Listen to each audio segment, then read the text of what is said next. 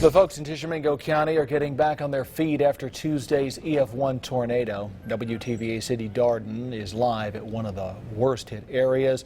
What's it like out there now, Sydney? Well, Craig, I want you to take a look behind me and see if you can see the front of this house here.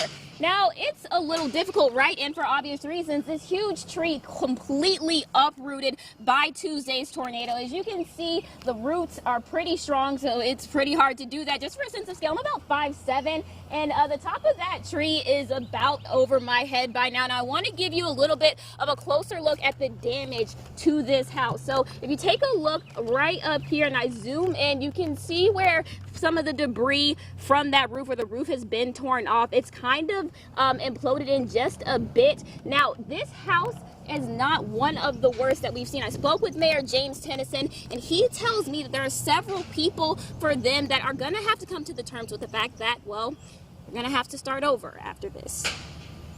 So this is actually our bedroom. Ashley Dexter still in disbelief as she walks through what's left of her home. And it was just an all over sinking feeling inside. She didn't want us to show her face, but recalls taking shelter in a neighbor's basement, listening to Tuesday's tornado rip her house apart. I knew that what we were hearing was more than just a roof coming off. And it was more than the roof. Her home, her grandfather's workshop, and cherished memories gone.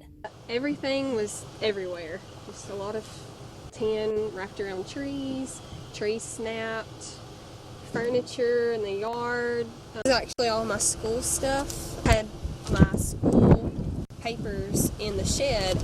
Mayor James Tennyson says Dexter's home and several other areas around Highway 30 still have major debris on the roads, and many people still out of power. Some of them will be out for a week.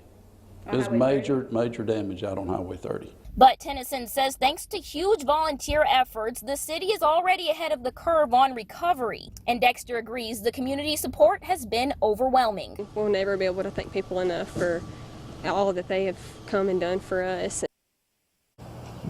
Now, Tennyson also says that the first priority for city workers during this recovery process is going to be getting all the excess debris off of the street and out of the city's drainage ditches. Now, he also says that the city might not meet the financial threshold for help from the federal government, but he and city workers and city leaders, are working on other avenues to fund their recovery process. We're live here in Tishomingo County. Sydney Darden, WTVA 9 News.